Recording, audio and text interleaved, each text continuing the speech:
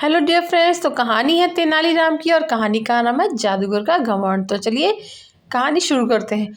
एक बार राजा कृष्णदेव राय के दरबार में एक जादूगर आया। उसने बहुत देर तक हैरत अंगेज जादू करतब दिखाकर पूरे दरबार का मनोरंजन किया।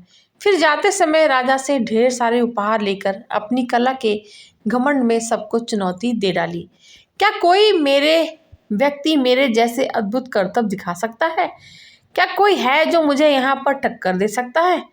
इस खुली चुनौती को सुनकर सारे दरबारी चुप हो जाते हैं, परंतु तेनालीराम को इस जादूगर का यह अभिमान जो है वो अच्छा नहीं लगा।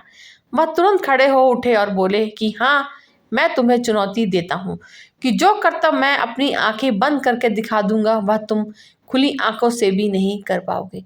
अब बताओ, क्या तुम मेरी इस चुनौती को स्वीकार करते हो? जादूगर अपने अहम में अंधा था। उसने तुरंत इस चुनौती को स्वीकार कर लिया।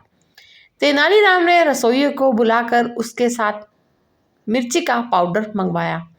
अब तेनालीराम ने अपनी आंखें बंद किया और उन पर एक मुट्ठी मिर्ची पाउडर डाल दिया। फिर थोड़ी देर में उन्होंने मिर्ची पाउडर झटक कर कपड़े से आंखें पोंछकर शीतल जल से अपना चेहरा धो लिया। फिर जादूगर से कहा कि अब तुम खुली आंखों से ये करतब करके अपनी जादूगरी का नमूना दिखाओ। घमंडी जादूगर को अपनी गलती समझ आ गई। उसने माफी मांगी और हाथ जोड़कर राजा के दरबार से चला गया। राजा कृष्णदेव राय अपने चतुर मंत्री तेनालीराम की इस युक्ति से अत्यंत ही प्रभावित हुए।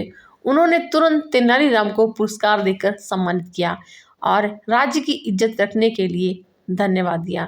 तो फ्रेंड्स, ये थी हमारी आज की कहानी। हमारी कहानी कैसी लगी और कहानी सुनने के लिए आपका बहुत बहुत शुक्रिया।